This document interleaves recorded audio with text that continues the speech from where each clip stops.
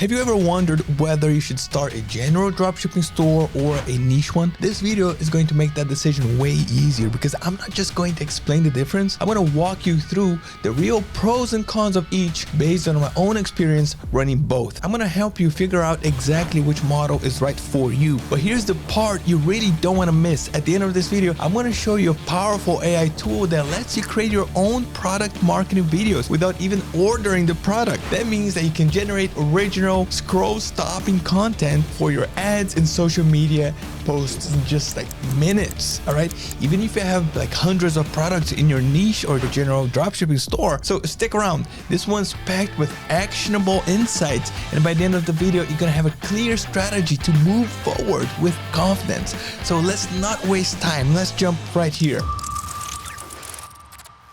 I am not going to go too deep into this, but here's the basic idea behind a niche store. You create a shop that becomes a one-stop destination for anyone interested in a specific niche. For example, if you would build a yoga store, you could sell yoga mats, yoga socks, yoga shirts, and so on, like everything that your audience needs all in one place. Compare that to a general store, which sells a wide variety of unrelated products without focusing on any specific niche. Think of it this way: Amazon is like a general store, Alo Yoga is a niche store. Both can work, but each comes with different strategy and benefits.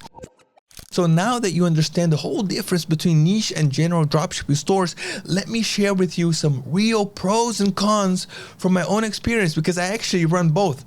Let's start with the pros of having and running a general dropshipping store. First is broader product testing. You can test your products from all kinds of categories to find what's trending without being locked into a single niche. The second point is faster product validation. When something goes viral, or if you find a product in a product research tool such as Zik Analytics that is selling like crazy, you can just jump on it immediately. You don't have to worry about whether this product or that product fit your niche store. Third, less branding pressure. You don't have to build a strong brand identity up front. That means faster setup and more flexibility in store design. The fourth point is wider audience reach. Since you're not tied to a niche, your ads and listings can appeal to all kinds of buyers, which gives you more room to, try things out, experiment. And the fifth point here is the flexible inventory, because you're not limited by seasonal or niche trends. You can easily pivot your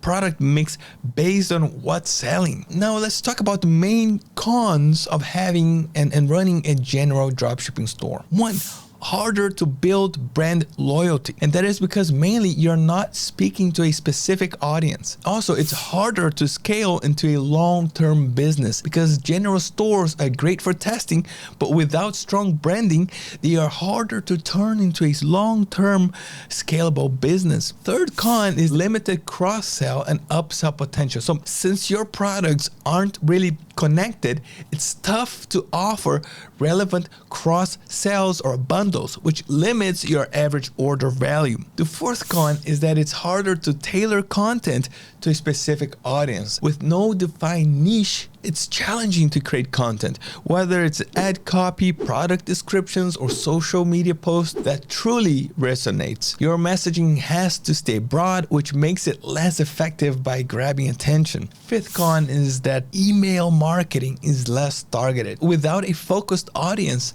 building email campaigns becomes more difficult. Instead of crafting personalized offers, you will often rely on generic promotions, seasonal deals, or holiday theme messages, which typically convert lower than niche-specific email flows.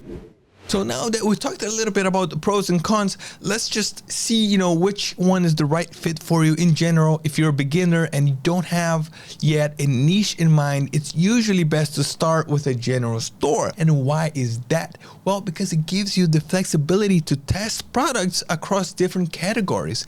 And then once you start seeing what sells consistently, you could either narrow down your focus or even open a second niche store around your top performing products. But on the flip side, if you already have a strong knowledge or passion for a specific niche, you know the audience well, how to speak to them, what kind of products they love, then it's a smart move to start with a niche store right away. You will have a head start when it comes to branding, marketing, and building trust. So there is no single right answer here. It all depends on your experience, goals, and how confident you are in the niche that you want to sell in. Alright, so now let's talk about how to actually find winning products, whether you're building a general store or a niche store, because at the end of the day, adding products based on guesswork isn't the smartest move. Why? Well, because every product you add requires effort, whether it's time spent writing listings, creating images, or even running paid ads. If you are just guessing, you risk wasting both time and money. So instead, you want to base your product choices on data.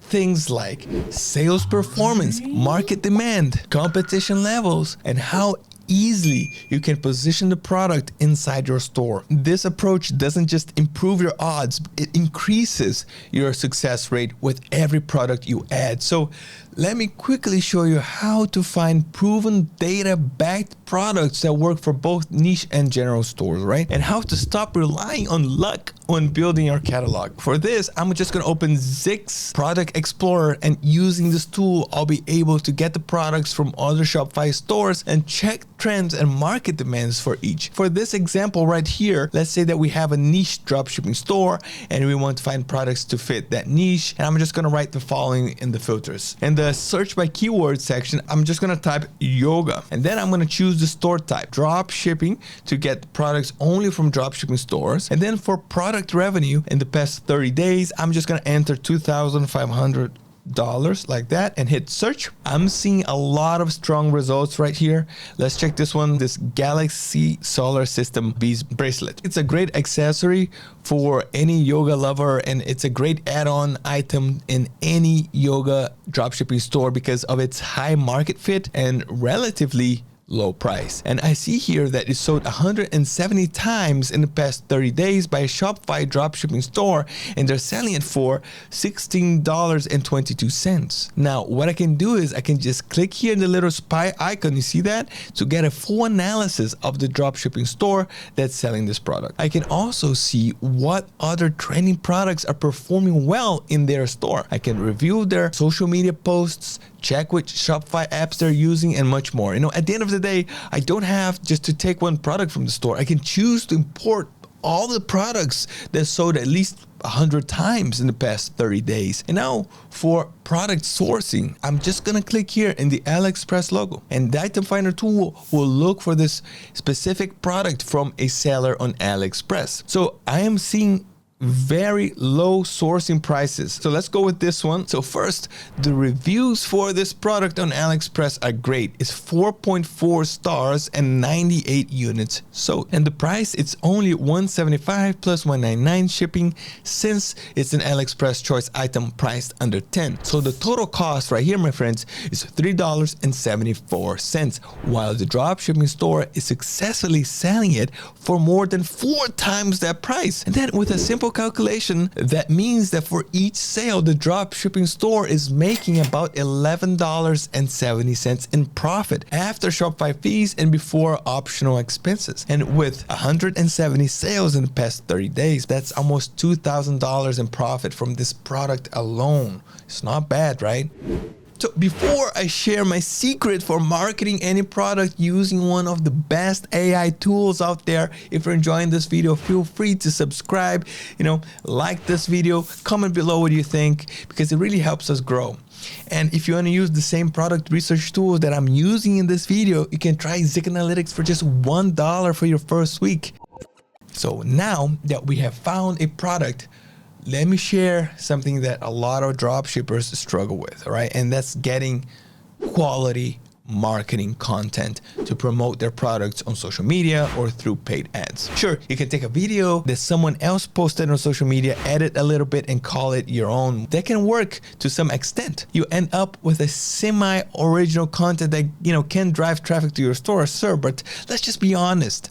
The best performing content is always original. Creating your own content helps you stand out, build trust, and grab more attention from your audience. And to do that, many dropshippers dropshippers order the product themselves and then create custom videos and images which they can also use on their own store. While that works great for one product or a small niche, sure, but it's not just realistic when you're running a general store or niche store with dozens, even hundreds, or even thousands of products. Buying every single item just to create content, it's not achievable.